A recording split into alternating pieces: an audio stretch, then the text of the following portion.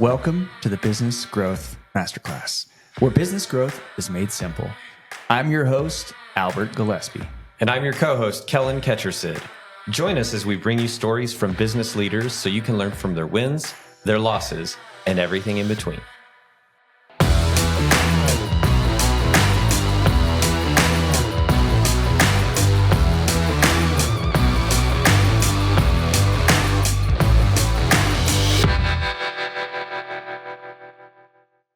Today's guest is the owner of BR Public Adjusters.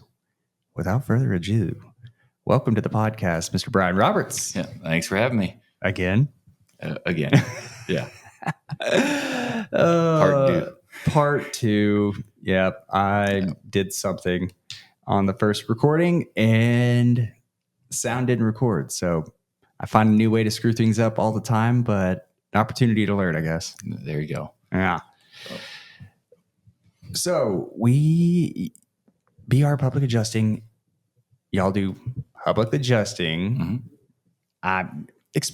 Define that is for what that is for our listeners. What is public adjusting? So the easiest way to describe it is insurance company has their guy they send out. We are essentially the property owner or homeowners guy to kind of help navigate them through that process.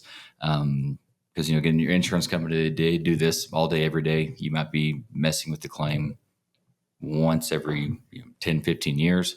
So it's not really a fair fight. So they're going to use terminology, stuff like that most people understand what it means, but they don't know how to necessarily combat it when their insurance tells them something. Hey, this is why we're not going to pay for your claim. And you're like, well, what? Everybody else is getting, their stuff fixed around me. Why am I not, why aren't y'all paying for it this time? And so our job is just to go in and make sure that your insurance company is doing what they're supposed to be doing per the policy that they sold you. And so we're just kind of a property owner advocate in the claims process. Well said. Okay. And so the problem you are solving for homeowners and contractors is basically these sleazy insurance carriers are just trying to deny claims any way they can. Yeah. And then you come in and you basically help enforce the policy as it was written. Go and gather evidence to support that. Correct. Yeah. So it's say sleazy. They're not all bad. It's just no. Let me have my way with them. I want to put them on. Throw them under the bus. So some are better than others. Some not so much. So. What would you, as much as I want to ask you who the worst ones are, I won't do that.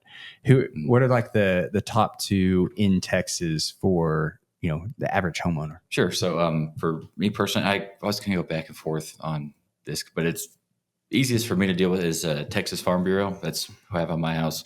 It's a necessarily a plug, but I always think they, price wise, they're pretty comparative with everybody else. But I think when my roof got hailed on last year, that guy, he was out there for 20 minutes and he actually apologized for having to put some chalk on my roof because he's like, man, I'm sorry. Every roofer is going to see that and they're going to come bug you. I was like, hey, that's fine. That's, most of my stuff comes from contractor referrals anyway. So it gives me a chance to meet some new ones. So it worked out just fine. Actually, I think it rained that night. And so I went out there the next morning and re-chalked it again just so people would see it. So Texas Farm Bureau is really good. Probably the other one is everybody, in this or my circle kind of talks about is Chubb. Chubb? Chubb. Yeah. Okay. CHUBB. The only caveat with them is that last I heard the property has to be valued at least $1 million to be insured with them. Okay. They do that for a couple of reasons. One is that, if you have that kind of a house, you have certain expectations. And so their motto is pay to make it go away. So if there's an issue, they just kind of throw money at it until they're happy. And so those are kind of the two that I deal with like never. Okay. So the only time I ever deal with a company is if they're doing something that either they're not supposed to be doing or somebody doesn't feel like they got what they're supposed to be getting. And so. Got it. Okay. Texas Farm Bureau and Chubb. Mm-hmm. For our listeners, they probably don't care, but I'm going to go ahead and tell them anyway. We were college roommates. And so I knew 19, 20-year-old Bryan back in the day. Yeah. And unfortunately you knew 18-year-old Albert, but how did you from starting as a high school coach to doing this today, how did you get into being a public adjuster? Yeah. So, kind of the quick version of it. So I was, teaching and coaching at Lubbock High. I was doing football and baseball, and the girls' golf job came open, and I was like, I like golf, and it makes, or at the time made a lot of sense because like, well, I get paid more being a head coach, and now I have my summers open. So like, well, let's see what I can figure out during the summer. My neighbor was working for a roofing company, and I asked him like, hey, you guys hiring? I got 3 months open now. So he called up and asked his manager like, hey, are we hiring? He's like, yeah. Put me on the phone with the guy, and my interview was, do you have a truck, and how fast can you get to Amarillo? I was like, I have a truck and I can be there tomorrow. It's like, okay, you're hired. And so I did the roofing sales stuff for a couple summers, just kind of part-time. And then a storm happened in Seminole, and basically that first weekend working that storm, I had enough kind of into the funnel to where it would have eclipsed what I would have made teaching. So I was like, I think I might just need to do this. But then about 2 months into it, I was on the roof with an insurance adjuster, and we started just talking about it. And I was like, sales really aren't my thing as far as, door-to-door knocking and stuff like that. I just more like the numbers and kind of the intricacies of that part of it. So got my insurance adjuster license, which is a little bit, it's a lot different than what I'm doing now. But so I did catastrophe claims for 2 years. Family was in Lubbock, but I think the closest I ever came to working in Lubbock was Waukene, Kansas. So $5 if you know where that is. Nope. Nope. So for as a perspective, I got up to that storm, forgot my computer charger. So I had to find an Office Depot to get a new charger. My options were Salina, Kansas, or Denver, Colorado. Oh, dear. So those were the two closest. Okay. So I did that for a while and just missing too much stuff at home. So got back on the homeowner side and was just doing, estimates for contractors, and got kind of stonewalled every time by adjusters saying, well, hey, you can't, this is just how we do it. Or, contractors aren't allowed to discuss coverage items with insurance companies. All they're allowed to talk about is the work that's being performed. They can't talk any numbers, anything policy related. So got stumped on a couple ones that were really obvious. So like I had my adjuster's license, so I could talk policy with them, but not and be the contractor, since that's who I was essentially talking to them as. So I was like, I need to get my PA license, and so did that. And started BRPA. I was joking, it was great timing. It was the second week in March of 2020. Yeah. When everything kind of shut down. Yeah. And I'm so tired of hearing about that. Go ahead. Moving on. So I guess for the last 5 years, been just kind of plugging away at it. So thank you for the quick story. So much of that you were asking, like what you noticed problems, and this is a business improvement podcast, and so try to tease out lessons along the way. And I definitely have always appreciated this in you, that you kind of follow curiosity a little bit, that you're doing something and you see what someone else does, and maybe there's a problem that you run into that person can help solve. And so you're curious about that. You ask, how do I get into that? What license does that require? And you take the next step. And it's just funny to now, 15 years later, where we're like, all right, he started off as a coach and trying to make some additional income in the summers, and realized that sales were not his favorite thing. And so you start doing estimates, and then you're kind of running into red tape and people telling you no, whenever the customer actually needs something, and you're like, all right, well, let's go get licensed. I'm gonna figure out how to do that myself. I appreciate that attitude in that. Okay, so BRPA, been open 5 years. What does that look like today? How many people do you have on staff? What are you guys doing? Yeah, so really a lot of it started, as far as adding people, about this time last year. So for the first 4 years, it was just me, and trying to figure out a system and a process that it was, I don't say scalable, but it's something that I could easily teach and transfer to somebody else. Because like a lot of business owners that kind of handle all of it, it's tough to kind of give up some of the reins, because if you do, it's like, well, then it might not be as well handled as if I would have just done it myself. But again, there's only so many hours in the day, and only so many all-nighters I can pull, and so I somewhat don't appreciate you telling people I do appreciate you telling people we're the same age, but they're going to see like there's no way he's aging like fine milk, and so it's so over the years kind of figured out like what's a way to do this process to where I can essentially bring somebody in, say not necessarily off the street. They obviously have some sort of roofing or claim handling background, and kind of plug them into a system that takes a couple hours to show them, hey, yeah, this is where you put this, and this.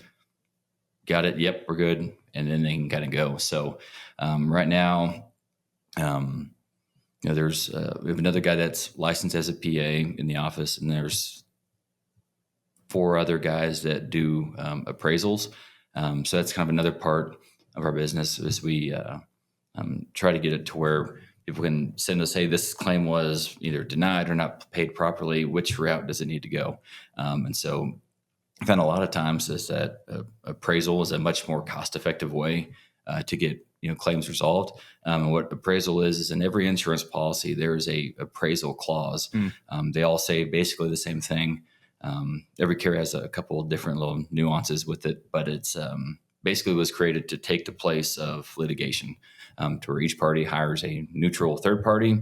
Those two get together and figure it out. And if they can't, they have an umpire that they've selected.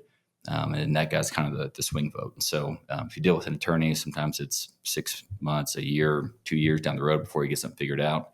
An appraisal, usually we're 30 to 60 days. And so, cost-wise, it's a whole lot less because anytime you're dealing with an attorney, there's usually a couple numbers in front of that comma.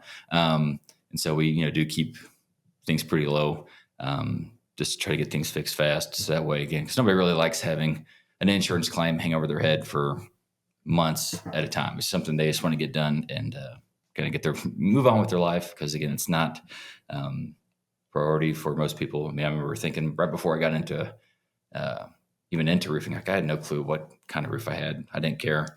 It wasn't leaking, and that was fine. So I imagine it's the same way for most people. Is that is it working? Great. If it's not, then now we got a problem. And so try to be mindful of that, just to try to get everything done, so that way the contractor can get their money, get the work done, and homeowners can move on. So okay, so the appraisal. So you guys do public adjusting work and then appraisal work, and the roofing appraisal is basically the carrier's denying something. They don't think it's worth X amount. The contractor thinks it's worth Y amount, and there's a clause in that policy that allows both parties to get an appraisal and agree on an amount somewhere likely in the middle.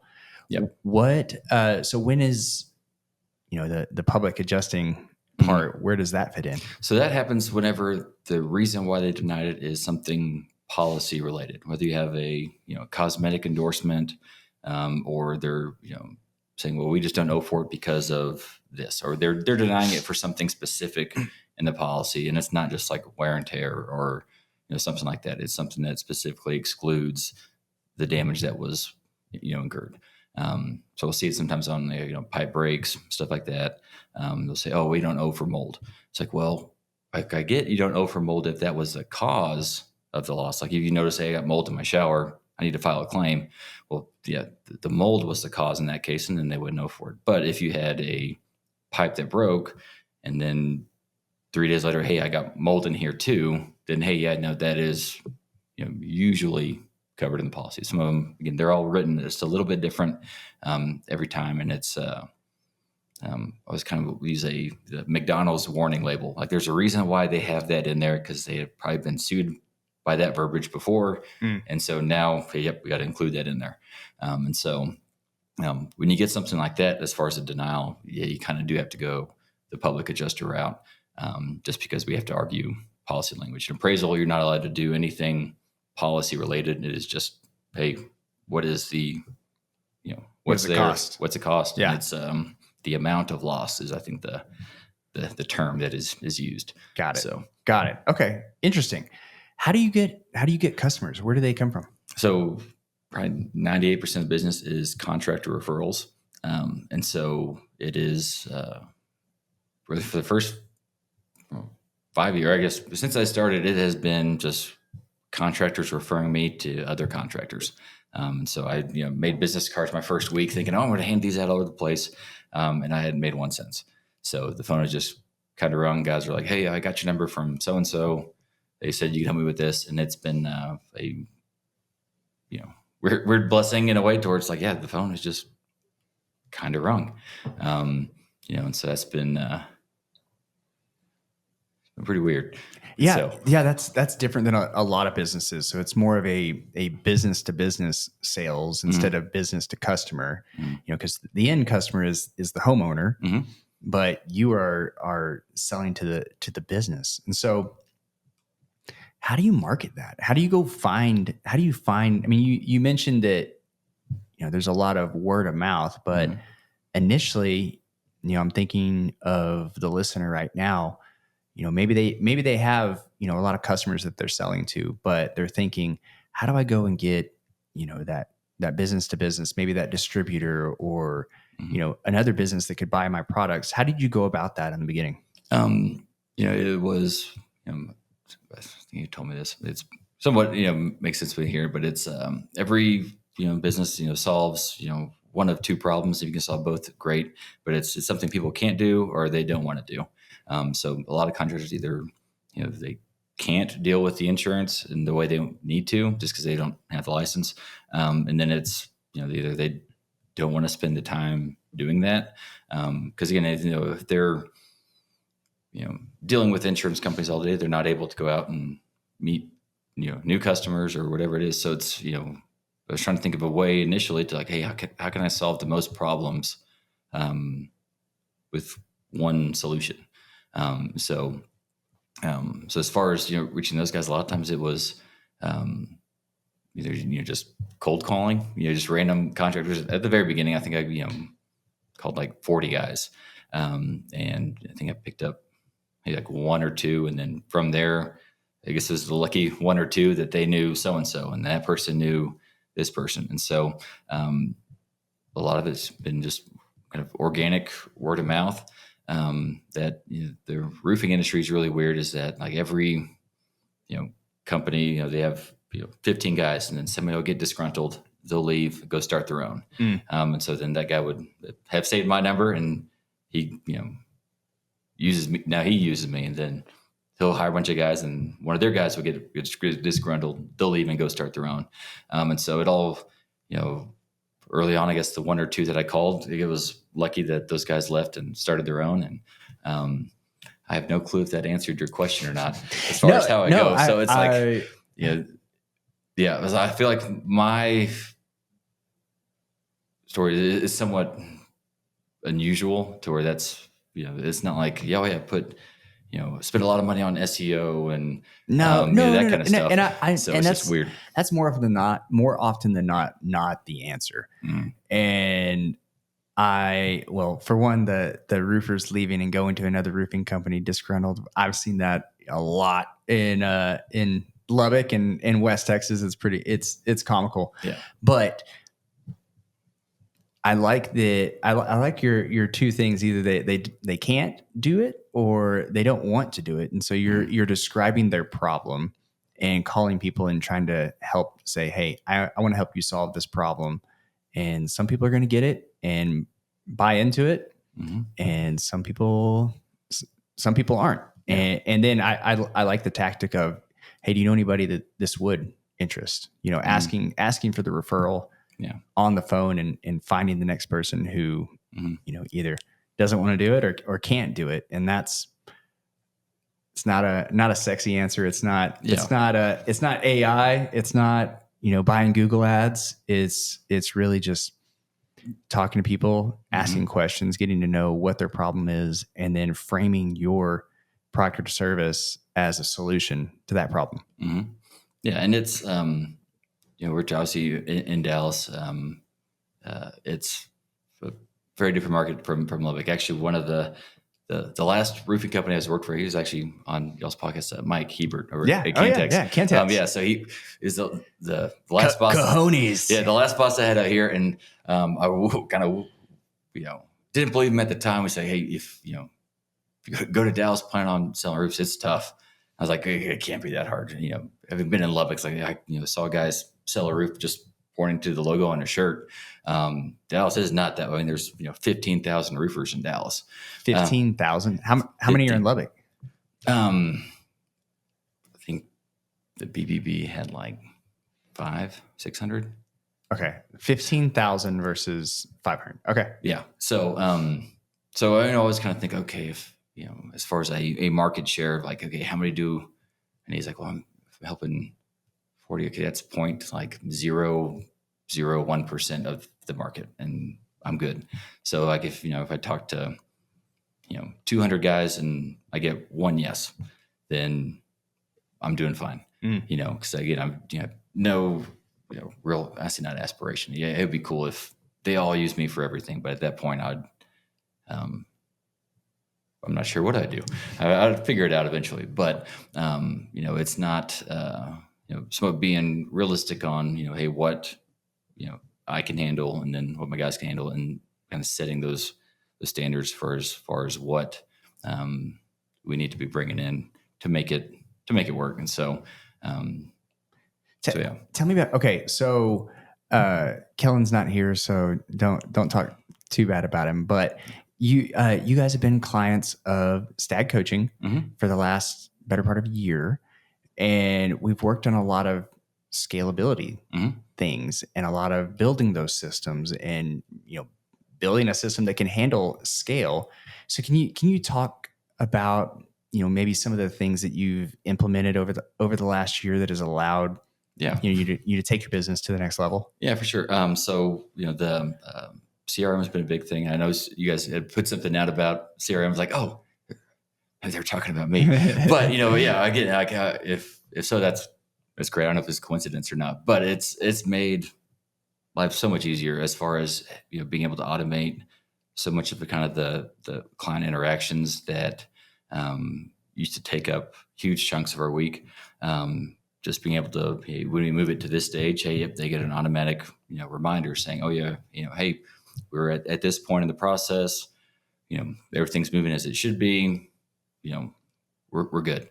Because before, every time something would happen, it'd be a call or an email just saying, yep, hey, this is where we're at in it. And not having to do that or having a system in place that will do that for me and for my guys frees us up to do everything else. And so I think Kellen figured out, I mean, it saved me probably 6-7 hours a week just by not having to do that. Everything being somewhat automated to whether it was just the initial contact, because we were able to figure out like some sort of a we just call it an intake form, to where if a contractor has somebody, they just upload their stuff. Once we get it, the homeowner gets a text, they get an email saying, hey, this is the process, and it explains every step in the process. So if they need to go back and reference it later on, they can, and kind of introduces us to them as well. And then they just get an email throughout to where all we have to do is click and move them to different spots. So having something like that set up saves us all kinds of time, to where we're not having to have all the same phone call basically every single day, because it's fun having that conversation, but at the same time it gets a little repetitive. And you can say it's not fun. That's okay. I'm not going to tell your customer. Explaining that part. It seemed like people's light bulbs go off to like, yeah, my insurance company really does suck, don't they? Like, yeah, this all makes sense. I hate those guys. Like, yeah, that's what they're that's what they do. And so, but yeah, having something like that set up has really helped a lot as far as making it scalable. Yeah. Yeah. I will say, you different than a lot of our clients. You really had like a method to your operations. Like you had a map, you knew what the steps were and what your people were supposed to be doing. And then we were able to basically take that and put that into the Stag CRM and create, those repetitive instructions. And I love like going through every step and thinking like, how do I deliver like something great, or how do I, deliver something better than the customer would expect, where I'm like teaching them something in an efficient, quick way, also communicating. That's like, anytime we have to have a contractor come to our house, it's like a family ordeal where my wife's like, okay, so I've got to sit here from this time block from 12 to 6 p.m. Like I don't have anything else to do. Yeah. And 95% of the problem could be fixed if the contractor would just send a text. Hey, I'm on this job. I've got 30 minutes left. I'm invoicing the customer, and then I will be at your house. And like a simple text like that solves so many problems. And so much of what we've been able to build out and automate within the CRM is just helping your team do that, and let the client, let the contractor, and let you know where is every job at in the process in a, clean, easy way. Yeah. And so that's, was kind of the goals, like how efficient can we make it? Because again, that was the other issue. Every contractor we've basically talked to, there's PAs and appraisers all over the place, and so, but all of them, their main gripe was communication. Yeah, like we just don't know where things are at. It's like, okay, well, how can we solve that? So it's not so much that the contractor wants to know, is that, well, the homeowner calls a contractor, and then contractor's like, hey, homeowner's asking what's going on, and so since had that system, those phone calls don't happen. And I think I still get some texts and phone calls from guys. I was like, oh wait, no, they're not using the system, are they? So that's why I'm still getting those phone calls, is because hey, I try to say, hey, you need to do it this way, and they're old school, so they don't do it yet. Still working on them, but the ones that are following the rules, I guess, we just don't get those phone calls. So do you get any feedback from them, like, hey, this is helpful, or is there any feedback from the contractors themselves? Yeah, I mean, well, I want to say any direct feedback, but they still keep sending us jobs, and they're not trying to figure out what's happening with the old ones. So if kind of the no news is good news approach, to where hey, they're not having to ask what's going on, but they're still sending us work. That means everything's working how it's supposed to be. You and Kellen had a stat, and I don't remember it, but it was, the number of appraisals and or the number of claims you guys were seeing had gone up by X%, and revenue had gone up by X%. What was that? Yes, it was just the number of appraisals. So since we had started kind of using the system, like, well, I guess I'll try to keep count, which I'm sure every CPA is like, how does he not know? but yeah, so it's just getting in there. So looking at our numbers from June to July, had somewhat say the same. As a little bit of a bump in July, but then in August it doubled, and I think because it's into September, but that we haven't counted this week, but we were basically right on pace with what we did in July, probably a little bit more, and so having that system has enabled us to be able to handle more claims a little bit more efficiently, and so we're kind of getting into our quote unquote busy season for most, it's not storm chasers, but like weather events in Texas are typically spring and summer. Our busiest seasons are always fall and winter, just because after a storm happens, you kind of have to give insurance a little bit of time to act up. So the storms in April, most of the claims, the storms from April we're getting now. Mm. I guess every contractors like that, all the low hanging fruit has been done and completed. Now they're going back to the ones that they got told no on. And so, yeah, we're kind of getting closer to stress test time as far as is everything actually working as well as it should be? Yeah. And so, but so far, knock on wood, yeah, it's been working. Tell me. So a lot of pushback we always get is, my people aren't going to use this. Mm-hmm. How do you go about getting your team to adopt and use a new system? Mm-hmm. How did you go about that? Yeah. So biggest thing was try to make it as easy as possible, and try to eliminate white noise with it. What does that mean? I mean, just if you get 30 text messages and 30 emails from the same thing. Oh yeah. After a while, like I don't care. I don't know what it said, but I'm not reading it. Just read all, and you move on. And so trying to eliminate as much of the just extra stuff with it was, I say not a challenge, but I just remember thinking like I had it set up like that at one point, just for me internally, and me reminding myself I didn't pay attention to it. It's like I can't. If I'm not going to do it, I can't expect somebody else to do it. So, trying to find the easiest way to make it usable, to where again, it's not, they're not having to go through and enter a bunch of different data sets and stuff like that, to where it's just useless information. Just like, what are the key things that we're needing to get out of this, in order for that kind of automation stuff to work? If we get this, and this, we're good.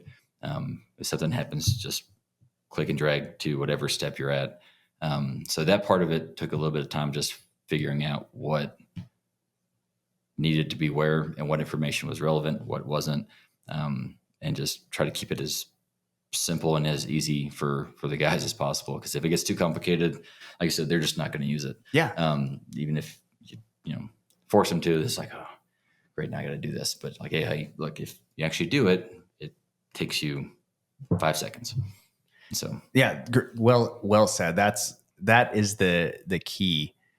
It's my pet peeve whenever people roll out some new piece of software and they haven't gotten any feedback from the boots on the ground, the guys that have to use it every single day, and it's something inefficient, and they roll their eyes like, all right, now you're making my job harder, but you expect this tool to make us make more money, but you're making my job harder. Yeah. And that, like, you see that time and time again. And I'll brag on Kellen. He's not here, so I'll do it while he's not here. He is really good, and he's built a back office team that can help build out those automations. But it takes a guide, a coach, to help the business owner think about their business and think about the boots on the ground, the guys that are interacting with the contractors and the customers, and what is the minimum amount of information you need to inform the next step, and really designing your process so that it is efficient, that it does make their lives easier. Because that's how you get adoption, is you make somebody's life easier. You does give them, it actually help make it, or is what you're selling them actually work? To where like, if they're, if it's 15 steps and, hey, this is easier than it used to be. Like, well, it used to be, I would just give this to somebody and they do it. But now I got, 4 pages of, fill in the blank, stuff I got to do online that takes half an hour. It's like, that's not any faster. Yeah. So you talk about, Kellen's back-end team. They are very good. I got a really quick story with that. When I had, when I was initially building everything, I was like, hey, this is kind of the flow I want. I can fill in the content and everything, but just, can you build something like this? I tried, and I just doesn't make sense. Sent it in, and I got it back in like 30 minutes. I was like, could you not take it like another hour or two, just so I don't feel bad about myself? Because I was playing with it for like 3 hours, and like, oh yeah, here you go. And it was done in 30 minutes. I was like, well, thanks, I guess. Yeah, that was cool. So, but yeah. That is one thing whenever you do implement a new software, like having a team that can help adopt it. no matter what it is, if it's a project management software or scheduling tool, just having a team that can help kind of troubleshoot and get it rolling to start that, because you can spend all the time designing it and spend all the money, but if no one uses it, then it's worthless. All for naught. It's worthless. Yep. All right. What's the future look like for BRPA? Well, hopefully just kind of keep doing what we're doing. I always think of like, okay, how sustainable is the insurance restoration model? It's like, well, like hail and wind's not going to stop. Hurricanes are going to keep happening and stuff like that. I think, it's always a, move and counter move really with insurance companies. They always will find some way to, try and say no to something. And then, we just got to kind of keep moving. And so I always think like, well, what if they just get rid of it? Like, well, no, I mean, I think insurance agents are always going to have a product to sell. If they're, insurance, if it gets to the point where it's not covering really anything, then those guys are going to be out of a job. And I don't think that would be allowed to happen. So I think as a company was just, figuring out what changes are kind of coming up on the horizon and figuring out a good solution for those. Obviously we've, only covering that 0.01% of even just our market in Dallas.